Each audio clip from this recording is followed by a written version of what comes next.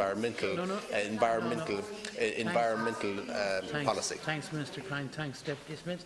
Now we move to Kesh Fitter 3 in the name of Deputy Thomas Pringle. 30 seconds to put your question, Deputy. Thank you, Ciarán. Minister, I just asked this question while I welcome the announcement that you have made to roll out the grant-aided scheme to domestic users. I would like to find out when it's likely to happen, the potential costs involved, indeed what has happened to the individuals who may have had installations in process at when you made this announcement in the first place, and whether any excess energy generated will be fed into the national grid as well. Thank you, Deputy Minister. Thanks, Deputy Pringle. I'll go through the reply and I'll try and come back on some of the issues then. On foot of the October 2017 stakeholder workshop hosted on my instruction by my department and the Sustainable Energy Authority of Ireland, along with further engagement with the microgeneration industry, I've asked the Sustainable Energy Authority of Ireland to conduct a short study to assess the likely demand for and impact of microgeneration among the public. It is important that, before we deploy further public money, we validate the demand and project cost in the Irish context. The proposed pilot scheme, which I announced at the recent Renewable Energy Summit, will commence this summer and will target solar PV and self-consumption amongst domestic customers. The data gathered during this scheme and throughout the behaviour and attitude study will inform further future phases of support for microgeneration in Ireland as we align with the ambition of the recast Renewable Energy Directive, which recognises the rights, entitlements and obligations for renewable self-consumers. My department is developing a renewable electricity support scheme, which has been designed to assist Ireland in meeting its renewable energy contribution to EU-wide targets out to 2030. Microgeneration, which typically involves an element of self-consumption, was appraised as part of the Renewable Electricity Support Scheme economic assessment, and the analysis identified a number of challenges that may be needed to be addressed before a support scheme for microgeneration can be developed. The reality is that bringing microgen into a system designed for large generators is complicated. It impacts on how we pay for the network, how we manage regulation and how we technically manage the system. My department has continued to work closely with the microgeneration sector and the SEAI to better understand how to validate and further develop these policies in a fair and a cost-effective manner.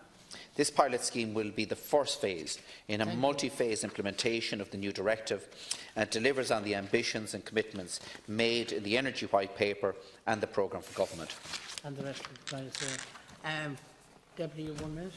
Thanks, thank the Minister for his response.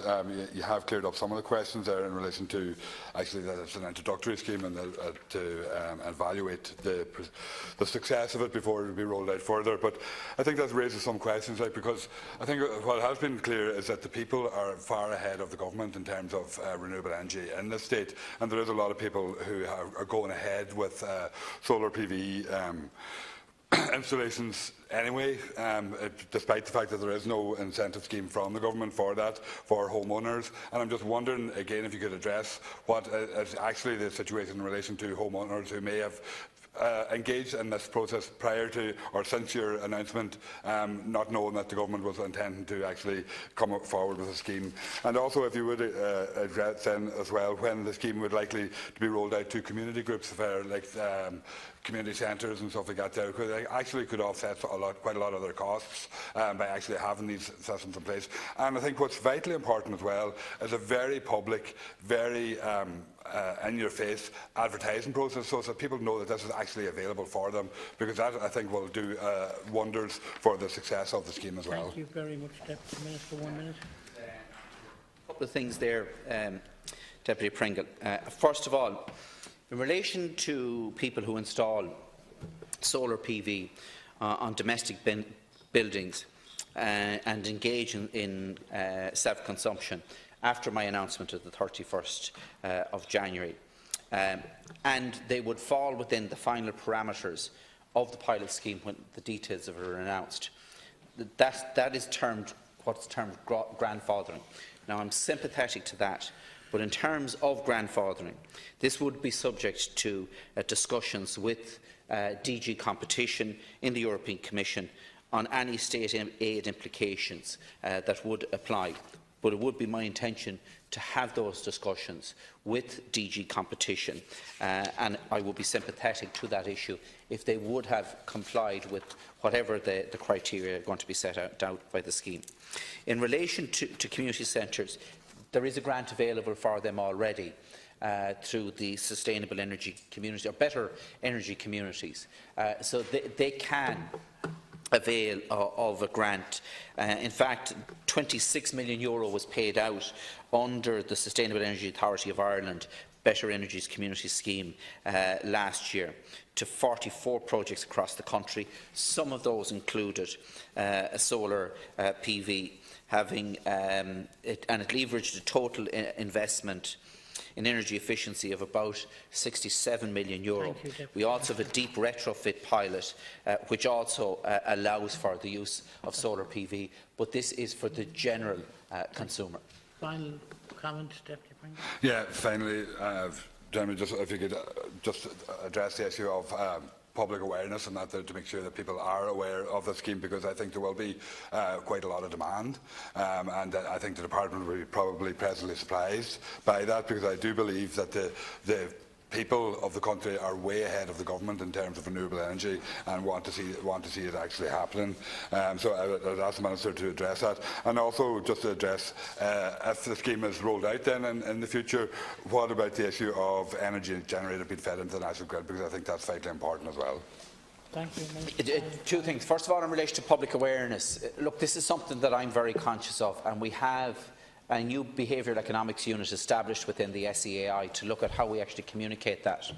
But there is if any colleague here is doing a newsletter, there is a box that they can put into their newsletter outlining the different grants, and we can make that available. We have made it available in the past, and we'll make it available to colleagues again.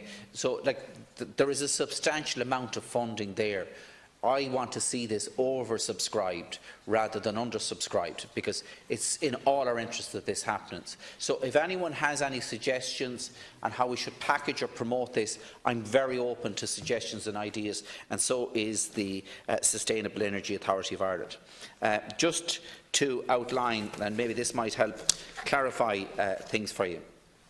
In summary, my objective is to ensure that renewable self-consumers, those who generate renewable electricity, consume and/or store it in their own premises, will be entitled to receive financial remuneration for any excess electricity that they would feed into the grid. That's my ultimate goal. It's going to take a bit of time to get there, but that's my objective as Minister. Thank you. Thank you. Thank you, Deputy. I just want to remind everybody in the House of the